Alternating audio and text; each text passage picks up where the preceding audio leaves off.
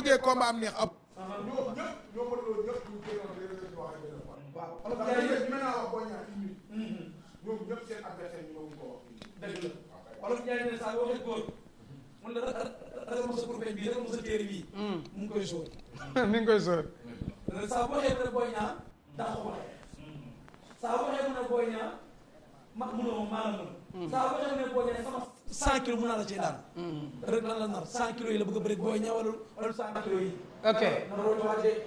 na rooti waat. waaw. xam nga li nga bëri. taxawal saa yéen bu ci timis. walaay dëgg la. soo dee bëri am Moustapha Gueye nga def daw arrière. nga ne leen mu ànd ak sàkk yooyu ñëw signature ba ñu ànd yi man ko sàkk su ma dee bëri Boy Niang mu ne dama koy duma daan ko mën ko dalay daan ba jibbi kër. abu suma moomoon Reug Reug du delluwaat MMA. lambam Sénégal mi ngi doog ubbi. billaay lambam Sénégal mi ngi doog ubbi bu jàllee si Boy Niang ngeen xam li ma wax. macha allah. parce que ndoxu bëri da kaa am. waaw mën na bëri moom. ba pare Reug Reug dañ ko sàggane ba mu dem. mais bu gisee yoonam xam ne Franc fi mu toll nii. da ko daan fooye. macha nga xoolal Franc téye lamb ji si loxoom. macha waaw allah ki ko daan fooye. âge bi nga am na ko. bu defee retour est-ce que du bokk si kër. macha xool ko si Zarko. bi mu demee retour 7 ans la toog. bi mu ñëwee bokkaat na wala bokkul. waaw kon lamb bëree boo ko amee du réer. parce que doo la jaay réer wala condition ba réer mais xam-xamu bëri du mus a réer. kon macha allah Saalum du entraîné gars yi. waaw. dama gis ma la téere rek. ma ne ko Boy Niang tax nga ñëw waat ñii wala dama saison wala ay ñetti. ah effectivement. ma ne téere Boy Niang romb ko. dégg nga. xëy na ci fi ma ne ko téere. waay. ma gën a ne suba bu ñu war a jàmbale téere yi di làmb bi. ayca Baye Djili lan moo ci sa jàngat ak nan nga gisee réaction Reug Reug bi tey demoon nga fédération ba jàkkaarloo nga ak Omar Kane Reug Reug.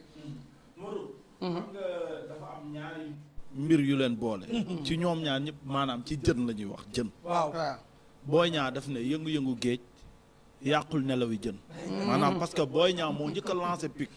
maanaam loolu la ko woon maanaam Reug Reug li ngay yëngu yëpp yàqul samay nelaw xam naa li nga bëgg. waaye Reug Reug bi mu wàccee tey daf ko woon ni ko jën bu nëbee ci bopp bi lay commencé. kon ñoom ci biir jën lañu ay yaa ngi dégg maanaam ñoom ñaar ñu ngi caxante cax yoo xamante ni lépp li ko waral mooy dañoo bëgg a bëre. waaye ku ci nekk am na combat bu ne sa wet boo bëgg a protéger combat boobu nag la sénégalais yi xam. nand ko wan ni leen lii buy du jàll. kaay leen bëre combat bi. léegi nag Reug Reug mer gi mu mer mooy yéenewul Boy Niang tudd MMA bi. waaye Boy Niang Reug Reug tamit am na fulla gu toll ni mu neen du ma nangu Boy Niang lekk beneen avance. wala mu jël beneen avance ci suuf di ko bëre ji may xaar kon ñoom ñëpp journée bi ñu war a bëre mooy Reug Reug ak ki nga xamante ne mooy Boy Niang. waaye tey Reug Reug mi ma gis. mu ñëw fee fédération taxaw noo gis naa athlète bu taxaw am doole am rapidité maanaam ci biir doxam da ngay xam ne Reug Reug nit ku pasteefu la macha allah si. ci biir doxam mais boo ko gisee lecture bi nga am ci moom mooy poids bi mu amoon dindi ko doole ji ëpp na noonu Reug Reug Boy Niang technicien Boy Niang technicien la tacticien la dëgg la. waaye Reug Reug ku mu mës a jàpp ci làmb ja jeex na Reug Reug dóoral 4400 coups moom jàpp la bëgg. waay. kum ci mus a jàpp. Franc bi lëmbe làmb ji laaj ko. wax naa ko de. fan ak fan lañ daje ci bërëb yëpp lañ daje. fu mu daje moom jàpp rek la bëgg. bu ma la daanee dootuma ñëwaat làmb. bi koy mujjee daan da kaa daan ba pare ne Franc jugaatal. jugaatal parce que Reug Reug ci bëre gars yi dafa mel ni sénégalais yi dañoo commencé fàtte kan mooy Reug Reug. moo tax dama ko lancé benn pic ci suuf. question boo xamante ni. question piège laa ko mën a tuddee. dama ne ko dégg naa sirlu mbër bi. làmb ji dañ na quoi daw na. daw na wala dawul. mu ne su dugg see arène nationale ñu xam ba xam sirru bi daw la wala dawul. macha allah parce que arène nationale mooy yee ki nga xamante ni. mooy Reug Reug. macha allah makan ngir yàlla war a solo buñ korité ba pare indi ju ko ba. macha allah ci biir loolu lépp yaakaar naa ne promoteur bi mi ngi nii moom tamit am nañ ko Alaaji Makan fédération bi convoqué woon nañ leen ne leen ngeen ñëw ñetti camp yëpp ñëw nañ promoteur bi ñëw nañ waa kër Boy Niang ñëw nañ waa kër Reug Reug ñëw nañ ci biir loolu ñu ngi doon xaar présence physique bu Omar Kane Reug Reug ñibbi si na tey ana yenn information nga nu mën a tegalaat ci table ji. waaw non information mooy daanaka mën nañu wax ne que lii lépp li ñëpp gis la rek.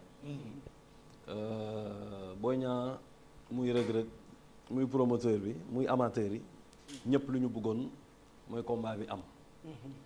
donc incha allah xam naa ne combat bi dina am. Reug Reug dafa dugal guérison. ku nekk naan ana guérison Reug Reug nekk fii ak ay affaire yooyu coow li commencé bëri. donc ci la fédération jël responsabilité am bu mu jëlee responsabilité am c'était pour que Reug Reug ñëw pour ñu xool ko. donc ñëw na démb defe naa ci nga def ak moom benn interview bu am solo ñu la ci remercier bu baax ndax interview bu jaar yoon la te gis naa ni dafa mel ni rëg-rëg indiwaat na combat bi si jaayaat na combat bi ba nga xam ne que daanaka ñi ko fàtte woon ñëpp xam ne ne que combat bi nekkate mi ngi fi ba léegi donc tey wuyu ji na fédération sénégalaise de lutte ci lañ ko convoqué woon aujourd'hui à 11h donc dem na wuyu ji bi mu fa jugee dafa dem ci docteur bi donc bu mu demee ci docteur bi xool na ko léegi nag ñu ngi xaar résultat wu docteur bi lu mu war a yónnee après fédération donc c'est à partir de ce moment là man après fédération dina ma bind lettre pour wane ni pour wax ma ni que guérison wu Reug Reug c'est confirmé. ok donc su ma nee c'est confirmé à partir de date boobu mu may wax c'est confirmé dañ ko confirmé. su dee suba lañ ko confirmé fédération dina ma bind lettre ni ma à partir de cette date. tu as 3 mois pour tëgg combat bi. ok donc incha allah ci 3 mois yooyu dinaa xool date bi ci baax. ma def ko fa. ok donc ci 3 mois yooyu. man maa koy xaar Reug Reug dina ko xaar. Boy Niang aussi dina ko xaar. ndax ku ci nekk bëgg ngaa takkali ko promoteur bi. ndax investissement boo xamante ni moom daanaka combat bi waroon na am le 1er janvier 2025. 1er janvier 2025. Boy Niang moo ci blessé woon pour fàttali. buñ ci jógee ñu jàppaat date bi le 29 juin. daaw 2025. boobu nag Reug Reug moo ci blessé woon ñu jàppaat date bi le 1er janvier 2026. waay muy 3 renvois daanaka. 3 renvois doy na ci sëkk. wax dëgg yàlla. donc bii nag date bi ñuy jàpp ni su dëgg Reug Reug suñ ko confirmé. incha allah ñi ngi ñaan làmb ji. am ci jàmm ak ci salaam et que le meilleur gagne. macha allah voilà comme ça de ce fait ku ci nekk ci li nga ne. ok aussi xam nga am na loo xam te Boy Niang am na ñu doon wax dañ ko libéré woon nag. loolu foog moo dellu si tuuti rek. parce que libération bi dañ ko libéré woon d'accord. libéré woon nañ ko parce que Reug Reug était indisponible. mais nag suñ demee ba ci biir ba Reug Reug nag ci 3 mois yooyu Boy Niang amu ci woon combat ci pour bëre. donc Reug Reug dugal guérison c'est normal promoteur bi jóg ne dama bëgg sama combat. donc su boobaa li ñu ne woon libération boobu noonu day daal di nax saay. donc instant bi nii li ñuy xaar lii ñëpp di xaar mooy combat bi taxaw incha allah te defe naa ni ñëpp yéene nañ ma ko donc loolu daal la ñuy ñaan. ok moom ci jàmm. ok léegi Djily ak Abou Seva question yi libre nañ bu pare nag làmb la xool lan lay toje li nga xamante bi ni mooy waxtaan bi beneen bi ci topp Boy Niang dafa ne moom day topp li ko règlement may loolu lay def parce que bu fekkee ne tey certificat guérison bi tey maanaam accepté nañ ko nga commencé tàmbalee ci jour boobu noonu tey bu fekkee ne am na déclenche su 7 jours wala 1 semaine Boy Niang aussi tamit bañ a bàyyi bu boobaa tamit lan lañ mën a xaar. non man ci 3 mois yi laa koy jàpp donc man jéemu maa ngi doon waxi la 7 sax. le 7 juin waaw nga xam ne dañ ciy génn. loolu amul problème man parce que le 7 lu tax ma doon wax le 7 c'est que le 7 laa réservé woon fédération pour tëgg am ci làmb. ok mais su dee dafa nar a indi polémique man le 7 bi mën naa kaa bàyyi c'est-à-dire mën naa respecter les 3 mois yi ñu wax. te defe naa ni moom sax la ñuy def. ok waaw ku ci nekk respecter li nga war a respecter voilà su dee parce que le 7 bi. defe naa ci benn côté rek la moo nara ne non du d'accord ma la set nañ ko def ci 3 mois yi te wax na ko mu leer ñëpp dégg mooy le camp de Boy Niang loolu amul benn problème j'accepte volontiers donc ñu def ko ci 3 mois yi nga xam ni que daanaka le 7 ak ci 3 mois yi soo xoolee man incha allah xam naa ci fin mai bi laa koy def bu soobee yàlla ok waaw su ma amee date foofu man moo may gën a ok mais ci biir loolu aussi tamit gis nañ ne samedi ak dimanche presque fees na est-ce que aussi tamit problème du am foofu ci côté non loolu côté boobu moom fédération moo koy lijjanti. xaw ma nag naka lay def ba lijjanti ko. wa ilaa. mu ni Boy Niang date amul demal bëri jël a set. waaw su dee wax na loolu Boy Niang date amul demal bëri jël a set Boy Niang mën naa d'accord dem bëri jël a set. su dee d'accordul après fédération mooy xool ci entre promoteur ñu échangeante mën na jox sama date par exemple datu 31 mai bi wala loolu. mu pousse ko fële. kooku jël sama la set bi affaire yi ñu def ko noonu mu liggéey loolu situation boobu mën na nekk mais ci kaw tamit aussi promoteur bi nongu seede parce que affaire yi moom jàppalante la rek ok Djily mu daan man question bi ma am mooy Boy Niang dafa yëkkati ay kàddu ne bi mu demee këram bi mu demee CNG ñu convoqué ko fédération bi mu demee këram dugg na ci ruq woo la téléphone ngeen waxtaan mais ci biir waxtaan bi am na ay wax yoo xamante ne moom jàpp na ne wax na la ko te arrangé wu la yan kàddu la wax ak yan ngeen wax weccante yéen ñaar ba mu proposé la loo xamante ne arrangé wu la ba moom mu taxaw ne moom day topp li ko règlement may li ko texte ak règlement may. non moom lu mu bëggoon mooy ma may ko mu dem bëre ji. mu dem bëre ji ak Franc. mu dem bëre ji après mu soog ma bëreel te loolu arrangé wu ma.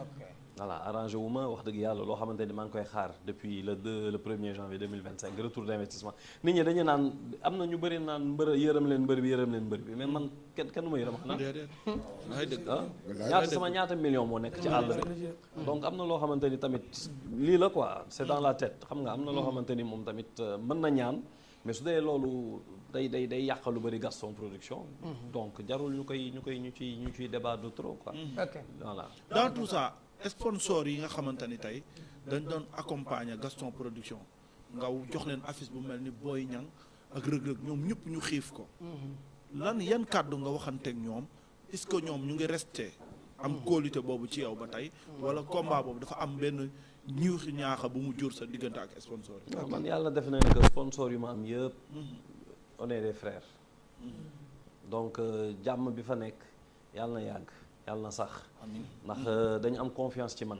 am confiance ci Gaston Production yàgg nañ liggéey ma leen di satisfaire am na loo xamante ni léeg-léeg sponsor laaj lii man ma jël lu raw loolu jox leen donc yooyu tamit day tax affaire yi relation yi day gën a dëgër donc looloo tax sponsor yi am compréhension boobu noonu am na ñoo xamante ni dañ ma ne amul problème suñ tànnee rek ñu bëre donc loolu du ci côté sponsoring moom wax dëgg yàlla dama ciy sant yàlla parce que kenn causé wu ma ci benn tort wala benn problème di ma ci jéem a dénigrer ci combat bi nga xam ne yàqu na 3 fois.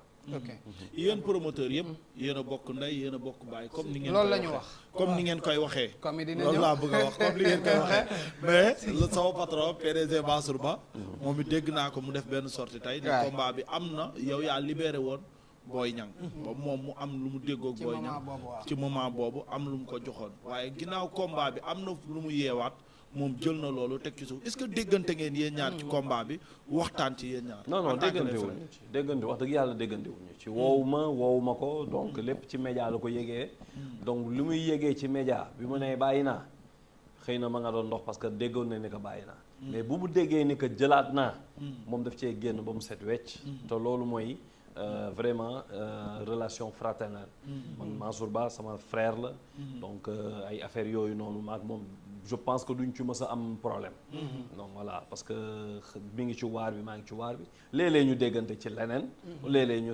tooñante waaw léeg-léeg ma tooñ ko sax ne ko kaay ma jox la mbër bi parce que gis naa da ngaa mën a bëre xam nga rek ñuy saafonteeg noonu relation mooy wane ni que relation bu baax la am ak Mansour maintenant li ñu doon dégg ak ay combat bi taxaw naa 80% wak ay ñu ci doon wax yooyu yëpp donc ça veut dire ni que loolu yëpp dara amu ci woon voilà xëy na dañu doon xëcc pour tirer vers Makan bàyyi mais Makan mënul bàyyee noonu parce que tam dafa miser ci loo xamante ni il faut que mu am retour d'investissement affaire bee ngi bëgg yàgg nag ok mais Modou Anta datu jàmbur bi mu bëgg a joxe moom it dañ cee war a wax date ban la parce que le 7 dafa am borom waaw le 7 juin am na ko comme kan moo ko moom Gaston Production kan moo ci war a bëre Jackson kii Jackson ak Zarko kan ñu bëre non xam nga tey foofu dama ciy ñëw déet Modou Anta bàyyi ba bakka Jili Mbàkke déedéet foofu dama fiy ñëw xam nga day am loo xamante bi nii tey mënoo bañ la leen di nangu lii Jackson ak ki nga xamante mooy Zarko combat boobu nekkul actualité Zarko dafa war a bëri ak Bébé Diène le 10 mai combat boobu ñu dem ca fédération ba régulariser ko mu amoon empêchement jamaykee toppoon ci di daw depuis 3 ans kon loolu yaakaar naa ne nekkul li nga xamante bi mooy actualité bi parce que combat boobu régulariser nañ ko pour le 10 mai Jam Production moo organisé Zarko ak ki nga xamante bi ni mooy Bébé Diène après loolu nag ñu doog a jàll ci leen ayca Abou Sefa waaw kaddu yi fi comme kaddu yi fi ruusandi rek muy kaddu yu am solo loolu yoo xamante ne jili yi parce que yëkkati na xaaj bi yëpp ci ay question yoo xamante ne bëggoon nañu ko posé sax ki nga xamante mooy le promoteur mooy bailleur bi muy Makan parce que li wax sànq dafa am solo moom Makan damay dégg tout le temps gars yi naan yërëm leen mbër mi mais ni promoteur bi nga xam ne dafa génne centaine de millions ànd ak ay sponsor def ko ci investir ko ci mbër ci mbër mi léegi promoteur boobu moom anam léegi moom lu muy def moom wala moom dafa war a toog xiif ak njabootam te loolu muy def mooy gagne PM ci lay fay li nga xamante ne mooy ay agence am yi muy liggéeyal ci lay fay ay locaux ci lay fay et cetera kon tey diggante Boy Niang ak Reug Reug combat la boo xamante ni man dafa am benn jàngat boo bëgg a def. mooy promoteur il faut que ñu invité dog njëkk yi ñuy def ci suuf bokk na ci li xaw a indi jafe-jafe ci làmb. waaw xëccoo dog njëkk jël mbër mu ne ci contrat bàyyi ko nga wëri leneen. wërsëgu yàlla bari na. làmb géej la ku ne mën nga bay sa waar. dëgg la seentu asamaan jarul buuxante. jarul buuxante. macha allah. man tey xam naa ne booy. mais Abou côté boobu des fois mbër mi mooy nekk ci contrat làmbalok non xaaral ma di ñëw. bëree di waaw, bëreel waaw. benn structure xaalis bi xaw a cëkk mu am relation ak makat woo ko ne ko ñuux ma benn 3 millions bu mu jëm kaw après moom mbër mi en waaw personne làmbalok. waaw kay moo ko yëkkati kon loolu kay làmbalok. ci làmb la nekk parce que bi jotee am na mbër yu waaw kay ah mu ngi noonu làmbalok. ayca Abu boo paree làmbaloog ñëw ayca Abu. ñun ñu gis ay jamono mbër yu bari promoteur yi leen doon xaar ci événement wu tabaski kuy ñëw ñu dogal la njëkk ci suuf kuy ñëw ñu dogal la njëkk ci suuf mais boo amee contrat ak benn promoteur am nga droit nag ñëw wax ak promoteur waaw ne promoteur bi am na structure temps buy wax sama combat maag diw pour ñu bëree foo toll sama diggante ak yow fekkee mu nga ma libéré ma dem bëree ñu ma dem bëree le promoteur ne la am naa date boo war a mën a bëree jour temps xaaral date bu nga ñëw bëree mais man su ma seen le 7 juin bii ñu jàpp ko booy ñaari rek waxuma la waxu date mën nañ sax bëri ñu ñaari lundi ah oui combat la boo xamante àdduna bi yëpp ñu ngi koy xaar dëgg la. loolu makan man di loolu sax buñ ko bëri woon mu fa may la makan mooy waaye nag duñ ko Lamb defee sama noonu de lecture bi. ah non non waaye duñ ko defee noonu nag parce que nag amateurs yi dañoo am droit ci lamb ji makan Ok. moomatul lamb ji événement bi makan moomatu ko événement bi fi mu toll ni àdduna ñoo koy xaar waaw, vraiment. international parce que ki mu tëgg rëg-rëg mbëru international la dëgg la te it boo koy tëgg da nga war a xool ni heure yi décalage heure yi dafa am